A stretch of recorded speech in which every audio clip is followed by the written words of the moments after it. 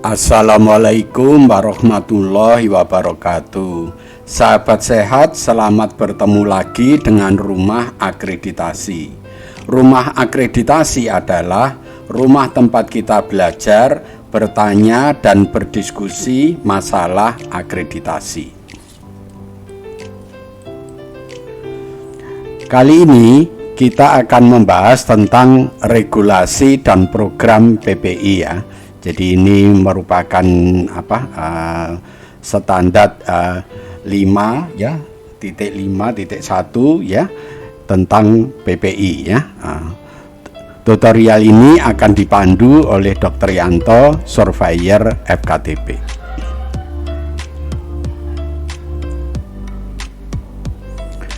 Baik, kita baca dulu standar 5.5 program pencegahan dan pengendalian infeksi. Program pencegahan dan pengendalian infeksi ya dilaksanakan untuk mencegah dan meminimalkan terjadinya infeksi terkait dengan pelayanan kesehatan. Jadi maksudnya kalau kita memberikan pelayanan kesehatan itu ya mempunyai dampak untuk saling menyebarkan penyakit antara satu dengan yang lainnya. Nah, penyebaran penyakit ini dapat dicegah dan dapat diminimalisir kalau kita melaksanakan program pencegahan dan pengendalian infeksi PPI itu ya. Pencegahan dan pengendalian infeksi yang selanjutnya disebut PPI adalah upaya untuk mencegah dan meminimalkan terjadinya infeksi ya pada pasien, pada petugas, pada pengunjung dan pada masyarakat di sekitar fasilitas kesehatan. Jadi kalau kita mau menerapkan PPI itu berarti kita mau mencegah dan mau meminimalkan terjadinya infeksi baik itu pada pasien, pada petugas, pada pengunjung dan pada masyarakat di sekitar fasilitas kesehatan. Itu adalah bunyinya standar 5.5 tentang program pencegahan dan pengendalian infeksi.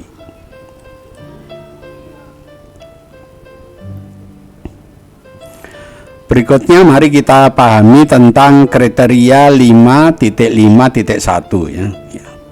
Jadi regulasi dan program pencegahan dan pengendalian infeksi ya dilaksanakan oleh seluruh ya karyawan Puskesmas secara komprehensif untuk mencegah dan meminimalkan risiko terjadinya infeksi yang terkait dengan pelayanan kesehatan. Jadi untuk mencegah dan meminimalkan risiko terjadinya infeksi, kita perlu membuat regulasi, membuat program tentang pencegahan dan pengendalian infeksi kemudian dilaksanakan oleh seluruh karyawan. Kalau itu dilaksanakan, kita akan bisa mencegah dan meminimalkan risiko terjadinya infeksi.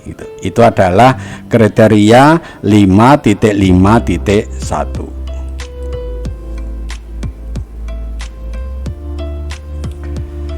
Sekarang kita bahas pokok pikirannya ya, supaya kita memahami ya, apa yang dimaksud oleh standar ini ya. Kita perlu membaca pokok pikirannya. Kita bahas dulu pokok pikiran yang pertama ya. Pencegahan dan pengendalian infeksi yang selanjutnya disebut PPI adalah upaya untuk mencegah dan meminimalkan terjadinya infeksi baik pada pasien, petugas, pengunjung dan masyarakat di sekitar Fasyankes. Jadi yang dilindungi itu banyak ya, tidak hanya pasien dan petugas tetapi juga pengunjung dan masyarakat. Itu adalah pokok pikiran yang pertama. Mari kita lihat pokok pikiran berikutnya.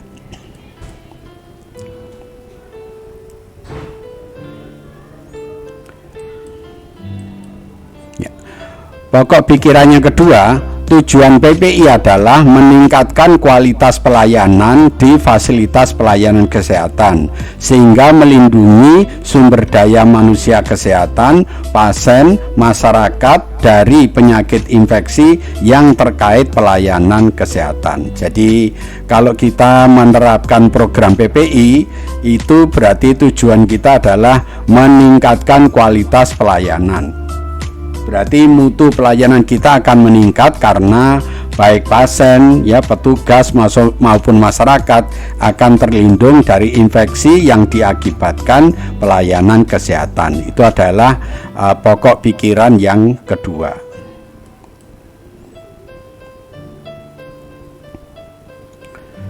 Kita lihat selanjutnya pokok pikiran yang ketiga. Risiko infeksi ya yang didapat ya atau yang ditularkan dari antara pasien, staf, mahasiswa dan pengunjung itu perlu diidentifikasi dan dicegah atau diminimalkan melalui kegiatan infeksi. Jadi kalau kita di Fasiankes itu risiko risiko infeksi itu bisa terjadi antar pasien ya, juga staf, juga mahasiswa, juga pengunjung. Nah, risiko infeksi itu perlu diidentifikasi dan selanjutnya dicegah atau diminimalkan melalui kegiatan PPI. Jadi dengan menerapkan program PPI kita bisa mencegah risiko infeksi pada Fasiankes ya. Itu adalah pokok pikiran yang ketiga.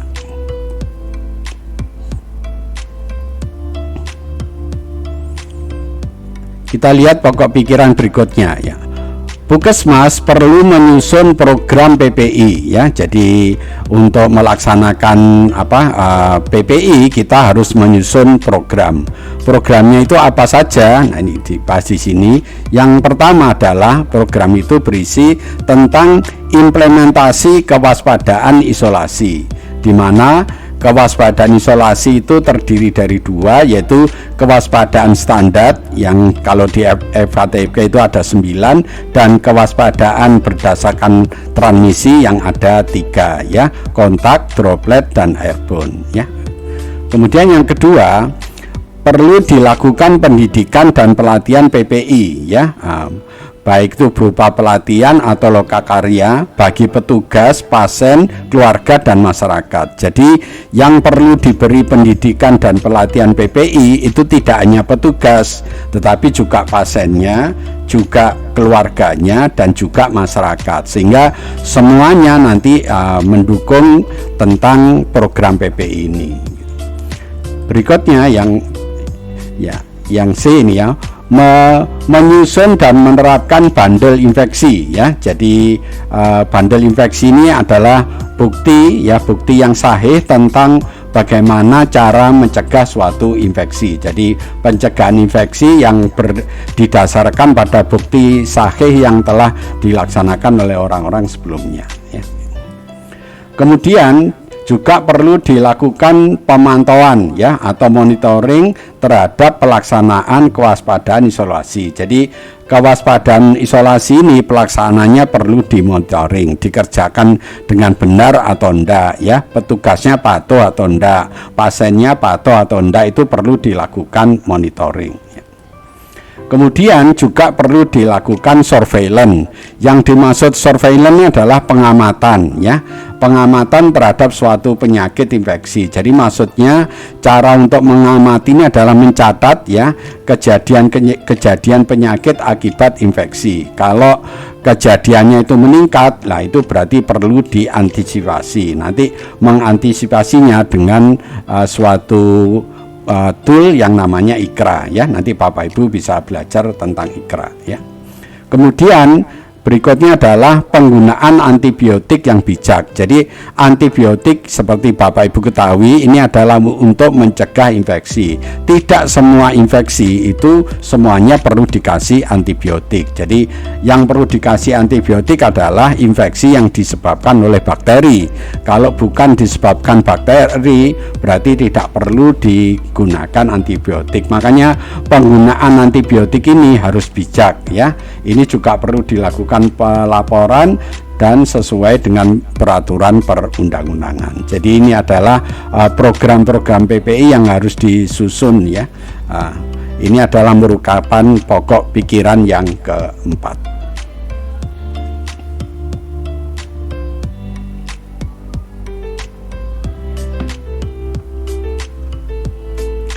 Kita lihat slide berikutnya.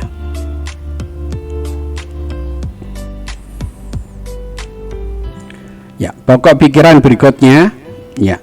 Jadi kegiatan yang tercantum dalam program PPI itu bergantung pada kompleksitas dari kegiatan klinis dan pelayanan puskesmas, juga tergantung dari besar kecilnya area puskesmas, juga tergantung tingkat risiko dan cakupan populasi yang dilayani, tergantung geografis, tergantung jumlah pasien, dan tergantung jumlah pegawai. Dan ini merupakan bagian mutu yang terintegrasi dengan program peningkatan mutu. Jadi maksudnya ya, kegiatan program PPI itu sangat kompleks ya, dan masalahnya itu tergantung besar kecilnya puskesmas ya. Semakin besar puskesmas ya, semakin risikonya itu semakin besar. Juga tingkat risikonya populasi yang dilayani, semakin banyak pasiennya, risikonya juga semakin meningkat. Juga geografis itu mempengaruhi ya.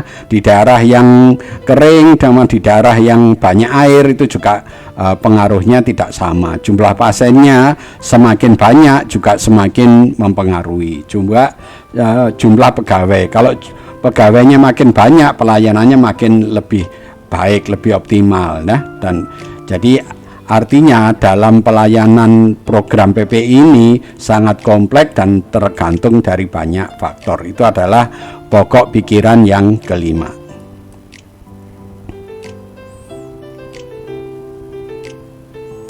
Berikutnya yang keenam, agar pencegahan dan pengendalian infeksi dapat dilaksanakan dengan optimal, perlu ditetapkan staf yang terlatih ya. Yang dimaksud terlatih ini adalah yang sudah mengikuti pelatihan tentang PPI ya, yang bertugas untuk mengkoordinasikan, memantau dan menilai pelaksanaan prinsip dan program PPI.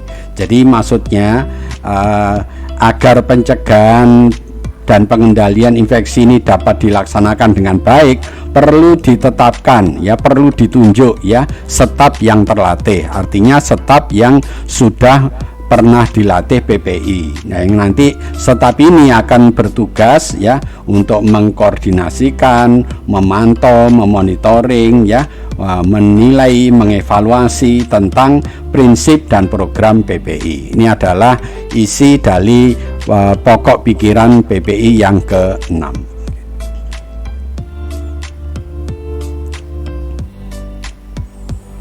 Berikutnya ya, pokok pikiran yang ke-7 ya, untuk memantau dan menilai. Jadi untuk melakukan monitoring dan evaluasi pelaksanaan program PPI perlu disusun indikator ya, sebagai bukti dilaksanakan kegiatan yang direncanakan. Jadi program PPI itu perlu membuat indikator-indikator kinerja ya, baik indikator kinerja maupun indikator mutu, yang itu nanti digunakan untuk memantau dan menilai pelaksanaan program PPI ya.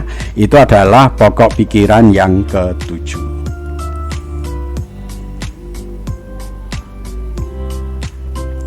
Baik, sekarang kita bahas elemen penilaiannya ya. Jadi EP-nya ini ada beberapa ya.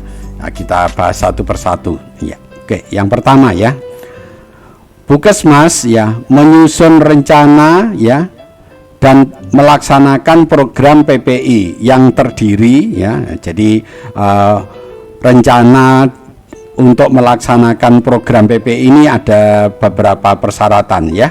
Jadi kita lihat persyaratannya. Yang pertama adalah implementasi kewaspadaan isolasi. Jadi implementasi itu melaksanakan ya. Jadi kewaspadaan isolasi yang ini dibagi dua lagi, yaitu kewaspadaan standar dan kewaspadaan berdasarkan transmisi, itu perlu dilaksanakan. Berarti untuk EP ini dokumen apa yang diperlukan ya. Yang pertama ya kita perlu SK ya, SK bahwa dalam Vasankes itu perlu dilaksanakan implementasi kewaspadaan isolasi. SK-nya itu berbunyi itu. Kemudian berikutnya adalah pedoman ya, pedoman untuk melaksanakan kewaspadaan isolasi ya, termasuk di dalamnya kewaspadaan standar dan kewaspadaan berdasar transmisi. Jadi perlu dibuat pedomannya. Kemudian perlu juga dibuat SOP-nya. Jadi SOP untuk melaksanakan kewaspadaan standar dan SOP untuk melaksanakan kewaspadaan transmisi. Ini perlu juga dibuat SOP-nya. Berikutnya bukti pelaksanaannya. Jadi untuk melaksanakan kewaspadaan standar dan kewaspadaan berdasarkan transmisi perlu bukti. Nah, buktinya nanti itu dicatat. Dan berikutnya perlu ada sarana dan prasarana. Jadi sebagai contoh untuk kebersihan tangan berarti sarananya ya harus ada wastafel, harus ada sabun, ada tisu ya, ada hand scrub dan seterusnya. Kalau tentang APD ya berarti harus ada maskernya, harus ada gaun ya, harus ada kacamata goggle dan seterusnya. Itu berarti sarana dan prasarananya. Jadi untuk mengimplementasi kewaspadaan isolasi ini dokumen-dokumen dan sarana prasarana ini perlu dilengkapi. Ini merupakan bukti untuk melaksanakan EP ini ya. Kita lihat EP berikutnya.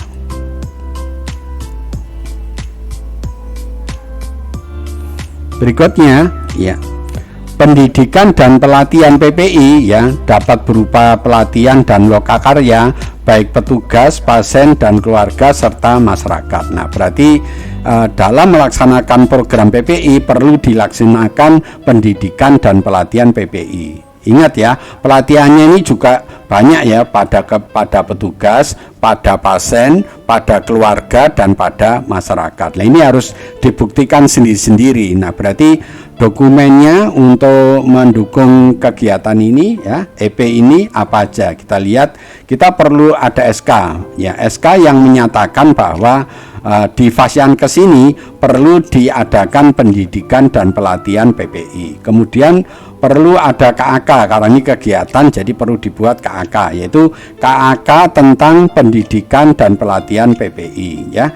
Nanti bisa dibagi-bagi di dalamnya, pelatihan bagi petugas, pelatihan pada pasien, pelatihan pada keluarga dan pelatihan pada masyarakat. Di KAK nanti dijelaskan itu nanti bentuknya apa saja ya. Kemudian bukti pelaksanaannya. Nah, bukti pelaksanaannya misalnya kalau pelatihan pada petugas ya, misalnya melalui logmin, nanti disampaikan lewat logmin berarti perlu uang ya, undangan, absensi, notulen dan gambar ya. Kalau dilakukan di keluar misalnya di posyandu misalnya, memberikan penyuluhan di posyandu ya, pendidikan di posyandu berarti perlu dibuktikan atau ditulis di buku bantu. Jadi bukti pelaksanaannya ini tergantung, kalau pertemuan itu buktinya uang, kemudian kalau kunjungan lapangan buku bantu atau buku kegiatan. Jadi ini beberapa dokumen yang Bapak Ibu siapkan untuk memenuhi EP yang kedua ini.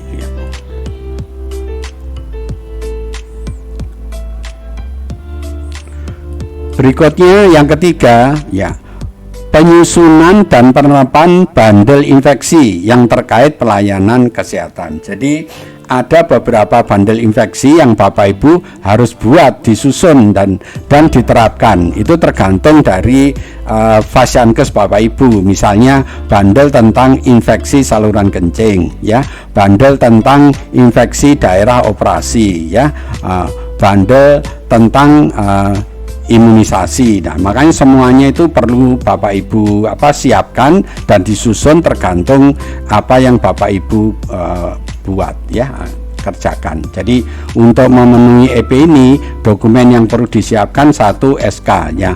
SK ini menyatakan bahwa di Vasankes itu perlu disusun dan diterapkan bandel infeksi terkait dengan pelayanan kesehatan. Itu bunyi SK-nya seperti itu. Kemudian perlu dibuat pedoman ya, atau dibuat bandel-bandel yang dilaksanakan. Jadi di Fasiankes Bapak Ibu melaksanakan beberapa bandelnya itu dibuat pedomannya. Kemudian bukti pelaksanaannya, bukti pelaksana tentang bandel ini perlu dicatat, itu nanti merupakan bukti bahwa bandel tentang infeksi itu telah dilaksanakan.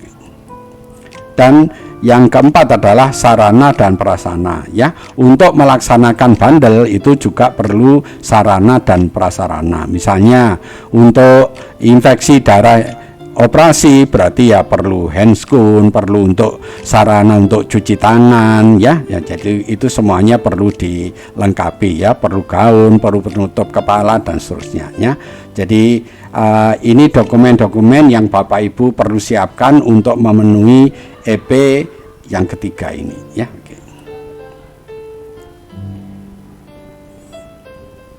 Ya, EP berikutnya kita lihat, ya, yang keempat, ya. Perlu dilakukan pemantauan atau monitoring pelaksanaan kewaspadaan isolasi. Jadi kewaspadaan isolasi tadi setelah kita SK-kan, setelah kita buatkan SOP-nya, maka perlu dilakukan monitoring atau dilakukan pemantauan. Berarti dokumennya apa yang diperlukan. Jadi Bapak Ibu perlu membuat SK tentang bahwa di Fasiankes ini perlu dilakukan monitoring tentang kewaspadaan isolasi. Kemudian perlu dibuat KAK, ya, KAK tentang bagaimana caranya melaksanakan monitoring kewaspadaan isolasi, perlu dibuat KAK-nya. Kemudian perlu bukti pelaksanaannya, yaitu bukti pelaksanaan tentang monitoring pelaksanaan kewaspadaan isolasi. Jadi bukti monitoringnya itu perlu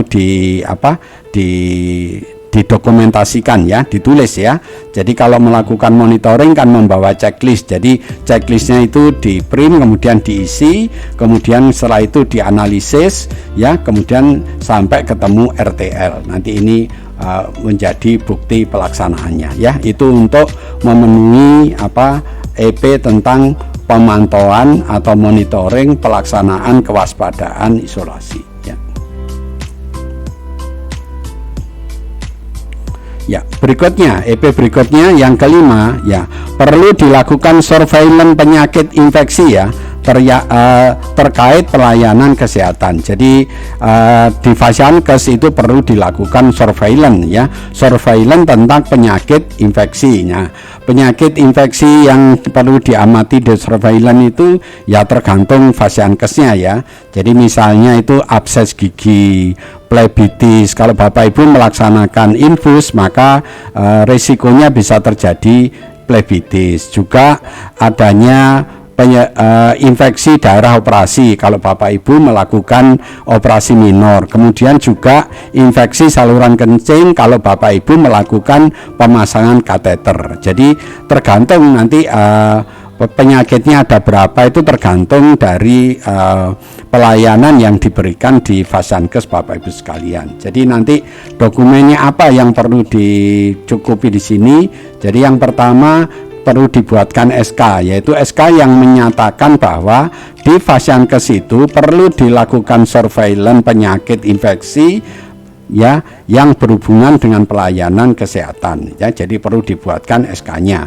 Kemudian perlu dibuatkan KAK, yaitu KAK tentang bagaimana cara melaksanakan surveillance penyakit infeksi, itu perlu dibuatkan KAK-nya. Juga perlu bukti pelaksananya. Jadi kalau Bapak Ibu melakukan surveillance, ya, penyakit-penyakit yang terkait infeksi dicatat, itu catatannya itu merupakan bukti pelaksanaannya, ya.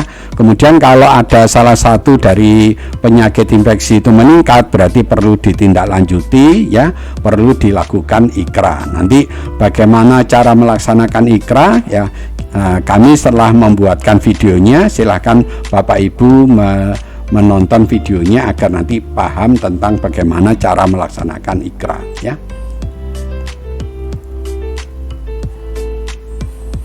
Ya, berikutnya, ya, yang keenam, penggunaan antibiotik secara bijak, ya. Jadi di dalam Fasiankes, ya, itu kan selalu menggunakan antibiotik untuk infeksi. Nah, itu harus digunakan secara bijak. Artinya tidak semua infeksi itu perlu dikasih antibiotik ya. Antibiotik hanya diberikan ya untuk infeksi yang disebabkan oleh bakteri atau digunakan untuk hal-hal yang memang sesuai dengan standarnya. Jadi nanti Bapak Ibu perlu memahami tentang penggunaan antimikroba yang bijak itu yang bagaimana, itu perlu dipahami. Jadi nanti dokumen apa yang perlu dilengkapi untuk EP ini? Yang pertama SK. Jadi SK yang menyatakan bahwa di dalam fasiankes ini perlu dilakukan ya penggunaan antimikroba yang bijak ya.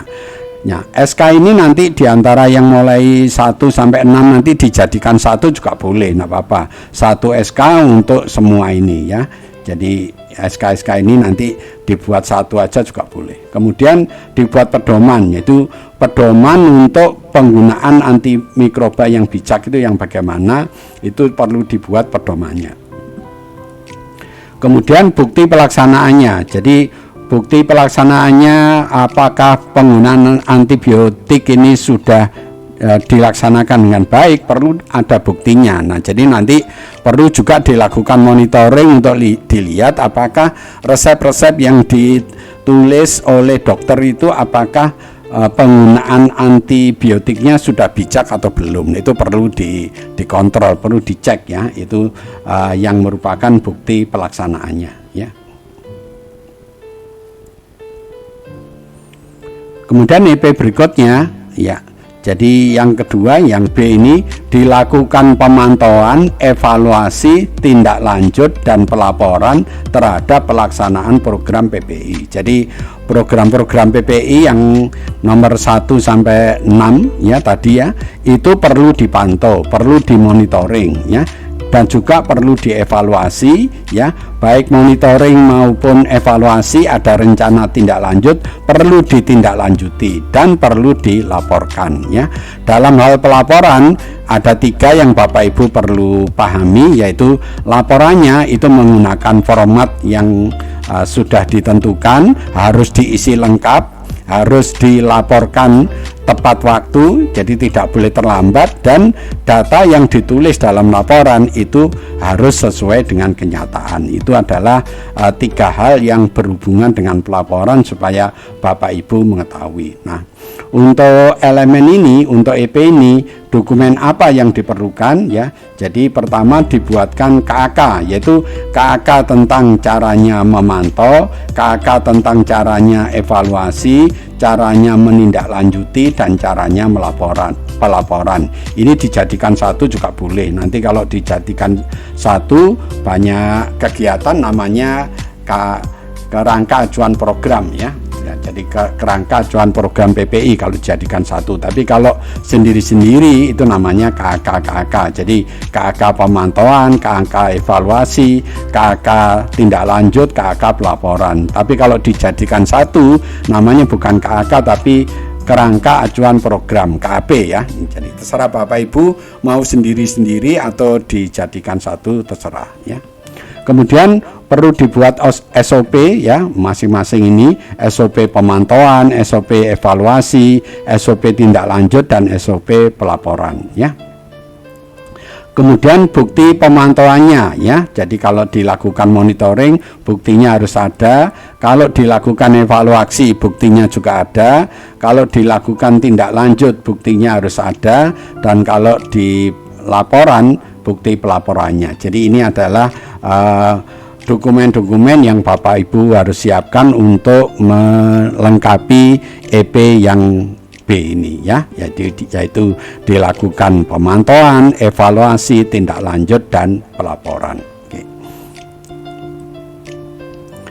Terima kasih telah menonton video ini. Kalau video ini Bapak Ibu anggap baik, jangan lupa beri kami like, dan jangan lupa Bapak Ibu perlu subscribe ya, agar kalau kami mengupload video yang baru Bapak Ibu tidak ketinggalan. Dan kalau ada sesuatu yang kurang jelas tolong menulis di komen ya. Dan kalau ada sesuatu yang Bapak Ibu inginkan video-video tertentu ya, juga silakan menulis di komen ya. Kemudian yang terakhir, tolong kami dibantu share. Jadi bantu share video ini kepada saudara kita yang lain agar saudara-saudara kita yang lain itu ikut menikmati manfaat dari video ini ya. Lebih kurangnya saya mohon maaf ya. Mari kita akhiri tutorial kali ini dengan membaca hamdalah. Alhamdulillahirabbil alamin. Wassalamualaikum warahmatullahi wabarakatuh.